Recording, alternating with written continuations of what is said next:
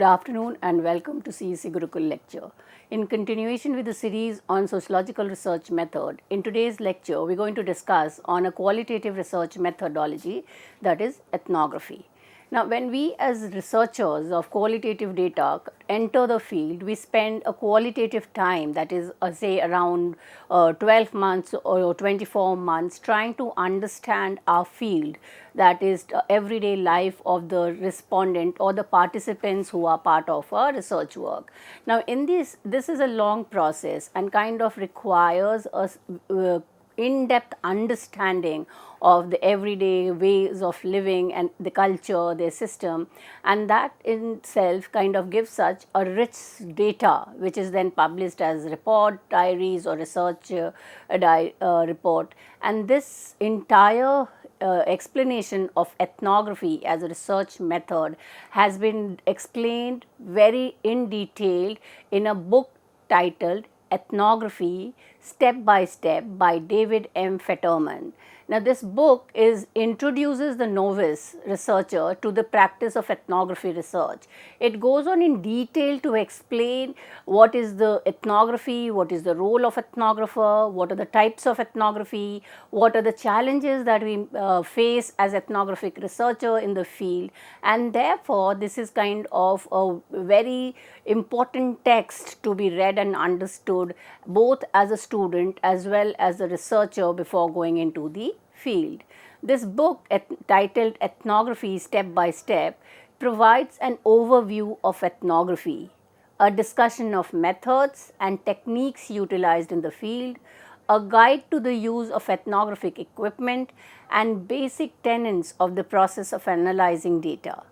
In addition, it provides important strategies for writing up the result and a valuable discussion of ethics. So, it is a kind of not only something which we go to the field, do it and come back and it ends. Ethnographic research basically starts even before we go to the field. We need to understand our respondent, we need to understand the community where we are going to research, and once we have come back collecting our data, we need to kind of organize the data which has been collected. It needs to be analyzed, and this requires that we maintain a connection with the field, and therefore the process of ethnographic research is kind of elaborate. The method is almost a part of the researcher until and unless the final reports is submitted, and therefore it also kind of raises questions of ethic, because many a time we are studying subjective part of their personal life, their feelings, their emotions, and also studying certain area which kind of the respondent doesn't want to share with the public. So, there has to be an ethical means of collecting data as well as ethics in terms of publishing the data that we have collected from the individuals. So, we first begin with trying to understand what is ethnography. Now, here in this lecture, I am sticking specifically to the work of Fetterman. We can have multiple ways of explaining ethnography, but the task of this series is specifically to refer to the syllabi mentioned in the undergraduate NEP syllabus on sociological research method, and here the reading by Fetterman is one of the prescribed reading. So, according to Fetterman, ethnography is about telling a credible, rigorous and authentic story. Ethnography gives voice to people in their own local context, typically relying on verbatim quotations and thick description of events. So, one of the way of understanding ethnography as a qualitative research is to kind of not interfere with the respondents' understanding of the phenomena. It's almost reproducing what the respondent or the community is expressing about it. So, it can go in length in the first voice of the respondents. It's almost like telling a story, without any kind of the personal opinion of the researcher. So, the story is told through the eyes of local people as they pursue their daily lives in their own community. Ethnography is thus both a research method and a product, typically a written text. So, once your ethnography research is completed and you are about to produce a report or a book of it, it looks like a story. It should be viewed as a story, and it will tell you not the opinion of the researcher or not the opinion of a thinker, but the actual life of the community and through their own perspective, and that is why it's the method is known as ethnography. Now here Fetterman tells us some of the tasks of ethnography. What should an ethnographer do when he or she is in the field?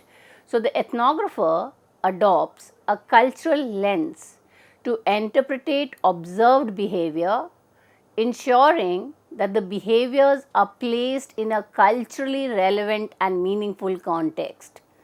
The ethnographer is focused on predictable daily patterns of human thoughts and behavior. So, when one is reading the ethnography, one should be able to kind of create a picture through the ethnography of the community that is part of it and make sense of it. So, there is kind of a detailed thick description of everyday life, opinions, feelings, and that kind of is the role that is expected of an ethnographer. So, ethnographers are noted for their ability to keep an open mind about the groups or culture they are studying. However, this quality does not imply any lack of rigor. So, it is not that you are just in the field and observing and recording and going back and giving. It is not that it is absent of analysis. There is analytical thinking as well, but you have to be kind of going, the field is like a blank slate. So, there is no ideas inscribed in CU which needs to be taken and put on the mouth of the respondent. Let them speak, let them express, but then analyze according to the objective of the research. So, the ethnographer enters the field with an open mind, not an empty head. Before asking the first questions in the field, the ethnographer begins with a problem, a theory or a model, a research design, specific data collection techniques, tools for analysis, and a specific writing style. So, when Fetterman is explaining the components that is required for a researcher to carry on into the field, is in itself explaining that it's a rigorous methods. It's not kind of anyone just kind of observing any behavior and writing it as it is. So, it's not an empty head. You are going with certain kind of objective of research. So, you have a theory in mind, you have a research design, you have specific data collection methods, techniques, and all this are kind of to be knitted together to produce a rich ethnography. The ethnographer also begins with biases and preconceived notions about how people behave and what they think, as do researchers in every field.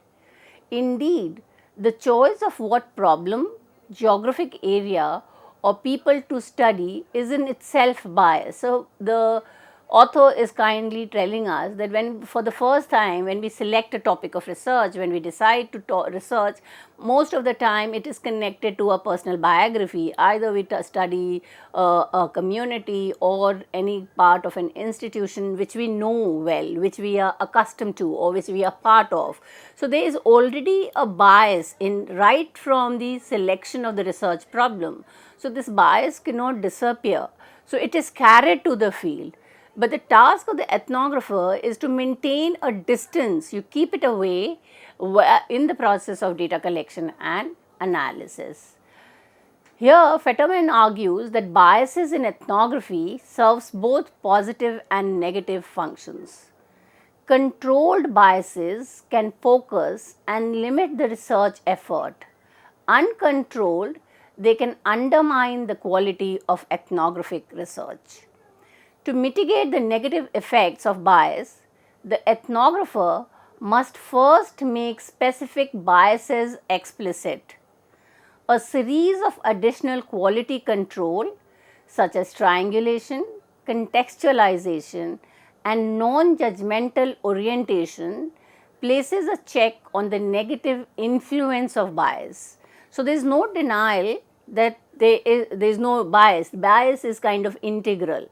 What is required is to first control it and then mitigate the negative consequences of the bias in ethnography. So, in order to kind of control this, there are certain quality control measure explicitly stating biases.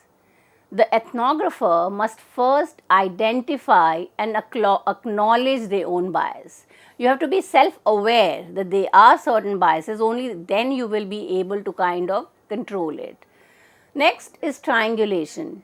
Using multiple methods, data sources or theory to verify findings. So, the whole idea of triangulation is to balance out the biased understanding of a phenomena. Third quality control measure is contextualization, interpreting observations within the specific cultural or social context. Next measure is non-judgmental orientation, that is approaching the group or culture being studied without preconceived value judgment. Now, when you keep these quality control measures, the objective is to kind of collect a data which is kind of not affected by the researcher's bias and the personal understanding. So, ethnographic study allows multiple interpretation of reality and alternative interpretation of data. So, in social sciences, we know that there are multiple variations in terms of theoretical perspective. The same social reality can be explained from multiple perspectives, and the same set of data, if when interpreted by different set of researchers, can have different research conclusion. These contrast with the research methods that might seek a single objective truth. So, in social sciences, specifically sociology, the aim is not to discover truth, and therefore, there could be multiple ways in which the data can be interpreted and analyzed. A core goal of ethnography is to understand a social and cultural scene from emic, that is insider's perspective. So, the ethnography basically is going as an outsider to the field and bringing out the insider's view. So, this divide between the outsider and the insider has to be overcome by the ethnographer in order to present an emic view. The ethnographer aims to see the world as the people they are studying seeing it. The ethnographer plays the role both as a storyteller and a scientist, and therefore, it is kind of explaining everyday life. It's kind of, you're trying to weave a story of the everyday existence, but you're doing it with a objective mind, you're doing it in a scientific manner, and therefore, an ethnographer is both storyteller and a scientist. Now, you have a dual role. As an ethnographer, there is a dual role. Now, this dual role is crucial. The story is the narrative that captures the insider's point of view, while the science refers to the rigorous method used to collect and analyze data. The ultimate measure of a successful ethnography is how well the reader is able to understand the native's point of view. So, the objective of the research is not to bring across the researcher's perspective or how the researcher understands the point A, but a successful ethnography is when the reader who is unaware of a particular society or the community cultural life is able to understand kind of from the perspective of the insiders. So, this insider and outsider view kind of collapses because of the rich data that has been collected by the ethnographer, and that is why it's saying that this ethnographer is also a scientist. Now, the better the story told by the ethnographer and better the science, the closer the reader comes to this understanding. This reinforces the idea that the quality of the research is tied directly to its ability to convey emic perspective accurately and compellingly. So, you have to kind of ensure that there is a balance of the subjective understanding and an objective interpretation of the data. Next, Fetterman goes on to elaborate the steps involved in ethnographic work. The first steps, according to him, is problem and theory selection. The process begins with the ethnographer choosing a specific problem or topic and a theoretical framework to guide the study. Second, you need to develop a research approach. What is a research approach? It is a decision is made about whether to use a basic or applied research approach, which further shapes the project's goal and scope. Third, you need to develop a good research design. A research design is created to serve as a set of instructions outlining what the ethnographer will do and where they will go. So, the research design is basically the description of the field, where the research is going to be conducted, a description of what techniques of data collections are going to be used, the time framework, and how the entire explanation of the research technique is part of the research design. The fourth steps in ethnographic work, which is the kind of heart of the design, is the actual field work. So, you have a well developed research proposal, you have your theoretical model, you have a good research design, but what kind of data will come across, or whether it is going to be an ethnographic rich data, will depend on the field work. The field work is the actual kind of going to your area of study, spending a qualitative time, understanding the community from their perspective, and then kind of coming back with rich data. During this phase, that is the field work, the ethnographer uses fundamental anthropological concepts, data collection methods, and analysis technique. The fifth step of ethnographic work is equipment and instrumentation. The passage notes that the use of various pieces of equipment, including human instrument, which refers to the ethnographer's own self as a tool for observation and data gathering.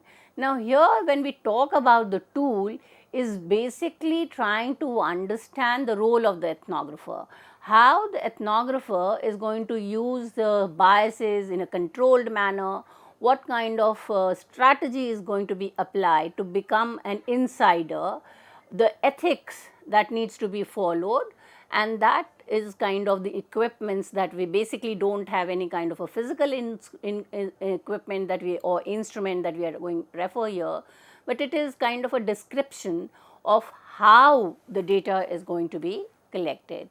The sixth step of ethnographic research is analysis and product. Analysis is not a single final step, but an ongoing process that occurs at various stages, such in the field notes, interim notes, and memos. So, it's kind of analysis is not kind of leave it that, it's kind of different from quantitative data where we are kind of playing basically with numbers, and we collect a huge amount of numbers, subject it to analysis, and comes out at the average or statistics measure. Here, it's understanding the qualitative data.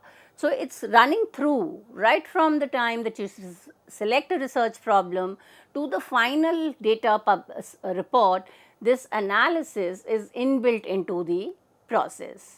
So, if we follow these steps and kind of come out with our research report, which is the product, how do we understand a good ethnography? So, a good ethnography would be in terms of maintaining the central goal of ethnographic research, and that is understanding a social and cultural scene from the emic or insider's perspective.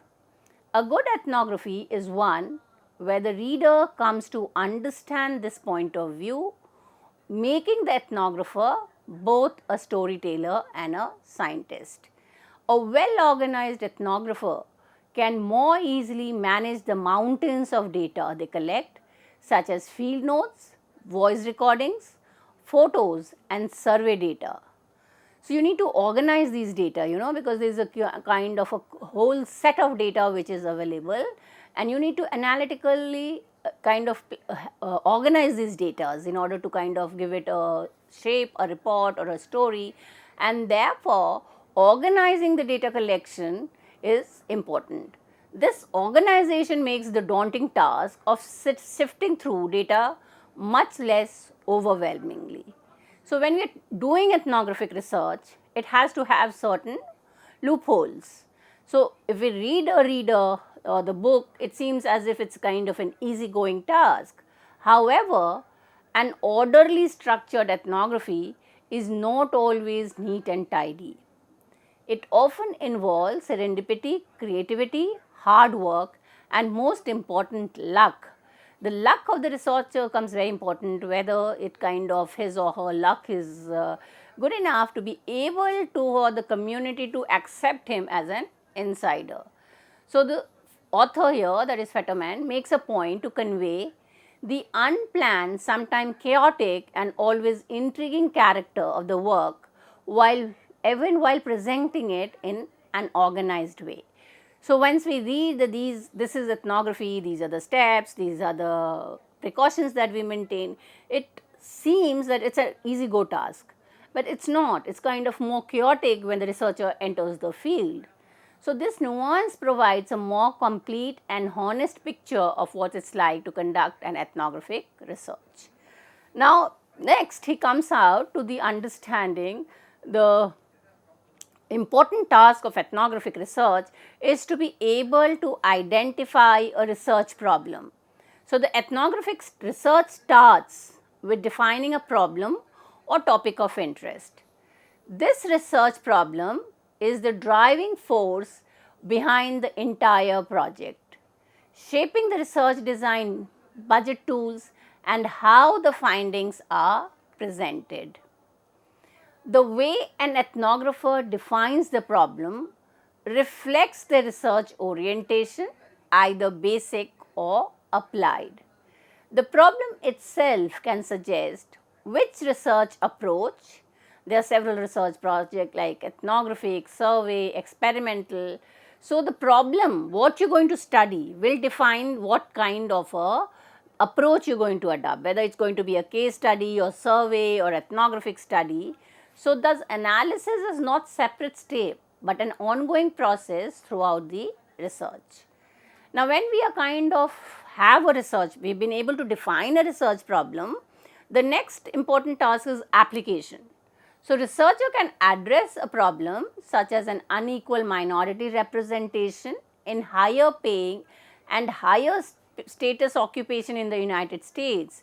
This is an example which Fetterman gives in order to see how you apply your ethnographic research. So, here he says that a survey approach would probably be more efficient than an ethnographic approach in determining the number of ethnic groups in specific occupation. Why a survey? Because here the objective is to understand the numbers. So, the survey will help you to understand how many ethnic groups in specific occupation throughout the United States. Now, if we were to take a descriptive approach, that is ethnography, however, it would be most useful to study how unequal representation in specific occupation comes about. So, here the objective is not to study how many, but how the particular problem has come to be a part of the particular society. So, here when we apply a descriptive approach, we will try to understand how inequality as a social phenomena has become a part of a developed, say, higher work population, specifically here referring to the United States, where you have inequality in the form of racism. And then most important is to understand the perspective of the people, that is, what people are thinking about this inequity. So, the numbers are not important. It is accepted that inequality is a part of the United States society, which is developed, which is economically well off, yet there is a problem where racism comes into the picture. So, ethnographic data is kind of not interested in numbers. They are not, the question is not how many, but the most important question is how or why. So, we need kind of define the research problem, that is we have a statement, and the statement is the research objective. So, the definition of what is going to be researched is important. So, the problem must precede the selection of a research method to avoid trap of having a method in search of a problem. A situation referred to as methodological tail wagging the research dog, a situation that produces frustrating and imprecise research. So, we need to be very careful whether the objective has to be very clear, the problem to be studied has to be cleared. Once the problem is identified, the method to be used is clear, and once you have your method as qualitative research, then you have to follow the task of ethnography, and then the product is a good ethnography. So, order to get understanding of this ethnography as a research method, read Fetterman, Ethnography Step to Step Guide. With this, I come to an end of this lecture. Thank you.